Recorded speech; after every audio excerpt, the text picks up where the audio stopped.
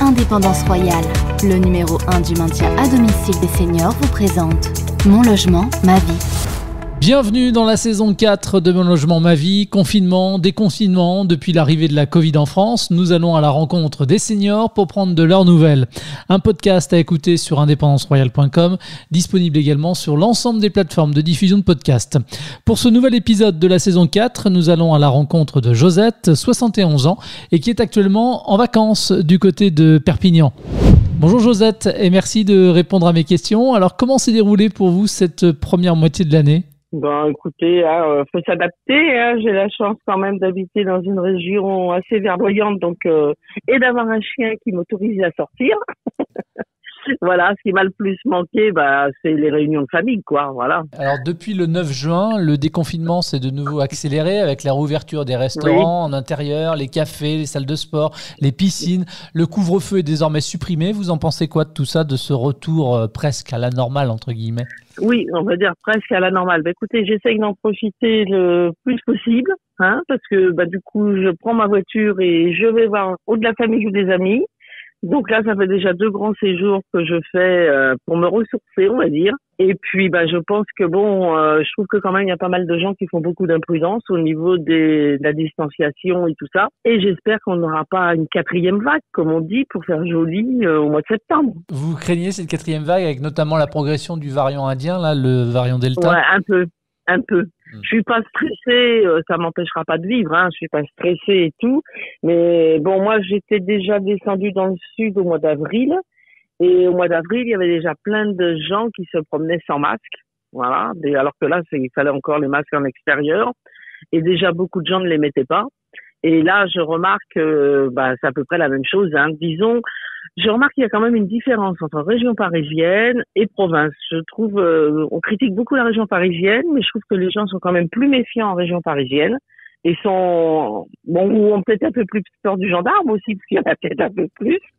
Mais je trouve qu'en province, les gens quand même respectent pas trop, quoi. Moi, j'ai de la famille sur Bordeaux et dans le sud et tout. Même en plein confinement, ils ont continué à faire des réunions de famille. À plus de 10 personnes et puis dans la rue, je vous dis, les gens ont très peu les masques. Ils mettent les masques pour entrer dans les magasins, mais dans la rue très peu, quoi. Le masque effectivement n'est plus obligatoire dans la rue. Vous en pensez quoi ? Voilà. Écoutez, je trouve que il y a rue et rue, c'est un peu bête ce que je vais vous dire, mais quand on se promène en bord de mer ou dans la campagne, voilà, là on peut. Mais quand on est en plein marché, par exemple, et tout, je vois ici, il y a plein de petits marchés, je suis dans le sud, sur Perpignan, on est quand même côte-côte dans le marché et on va dire à 70%, les gens n'ont pas de masque, quoi. Donc, moi, je suis pas très craintif, mais quand je vois un peu trop de rassemblement de foule, je remets mon masque. Vous me disiez que vous aviez 71 ans. Vous êtes considérée donc comme une personne à risque d'un point de vue des autorités sanitaires. Est-ce que ça vous inquiète ou pas plus que ça ? Alors là, pas plus que ça, parce que moi, mon âge, j'en tiens pas forcément compte. Tant que ma santé me le permet, je les ai pas dans ma tête, donc c'est le principal. Vous avez raison. Est-ce que vous vous êtes fait vacciner ? Oui, tout à fait. D'accord. Et pour quelle raison, finalement, vous avez fait le choix de vous vacciner ?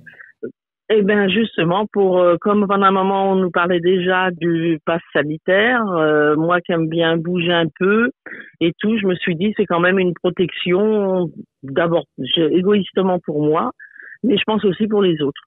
Parce que quand on voit ce qui se passe avec les coasters et tout ça, je pense que, par exemple, en ce moment, les soignants qui ne veulent pas se faire vacciner, je trouve ça un peu dommage. Et là, je serais pas contre à ce que ça soit pratiquement obligatoire.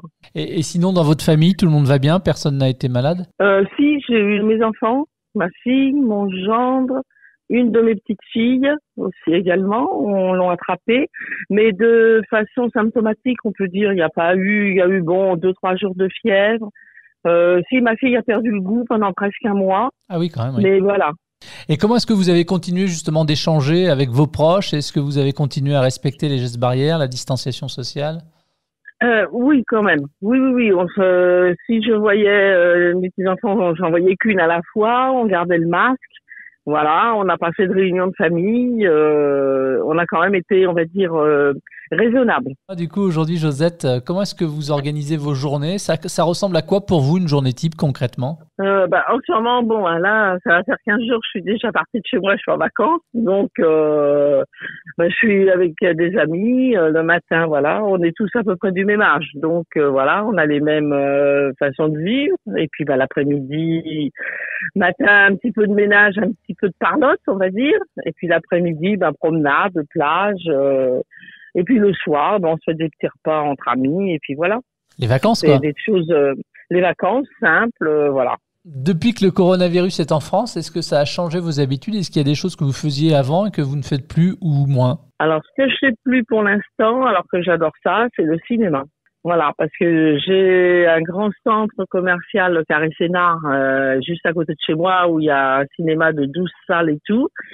Mais c'est pareil, pour entrer, il faut aller dans le centre commercial où on est assez. Dans le cinéma, je me sens pas forcément en sécurité. Même avec les masques et tout, je trouve quand même que le gel hydraulique, les gens ne se rappellent plus. Il y en a plus beaucoup qui s'en servent et tout. Donc pour l'instant, merci Netflix là aussi. Ouais, c'est vrai.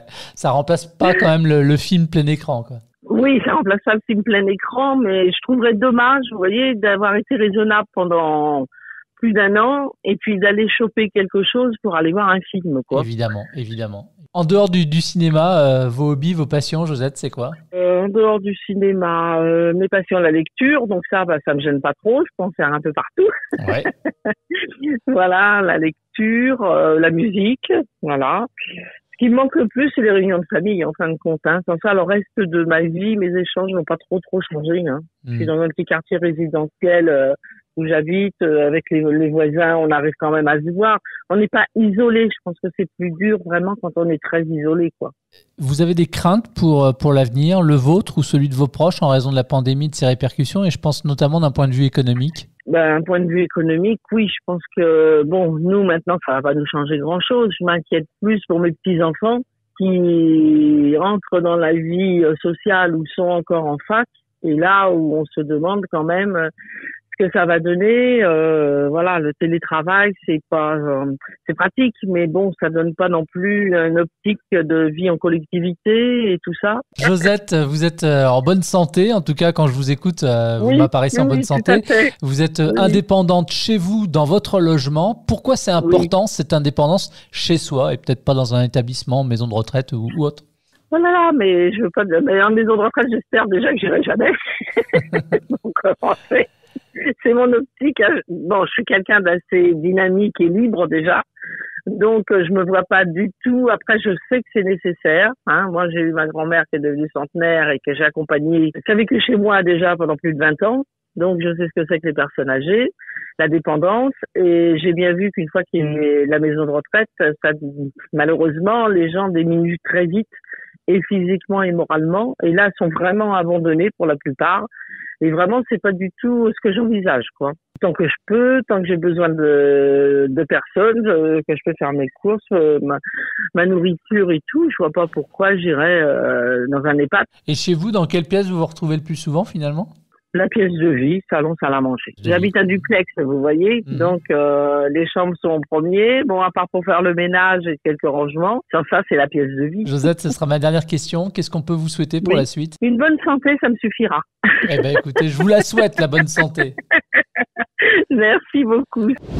Un grand merci à Josette pour son témoignage et puis évidemment merci à vous aussi, auditeurs de Mon Logement Ma Vie. C'est un programme que vous pouvez retrouver sur le site internet independanceroyale.com. Vous pouvez également vous abonner à ce rendez-vous depuis l'ensemble des plateformes de diffusion de podcasts. À très vite pour un prochain numéro.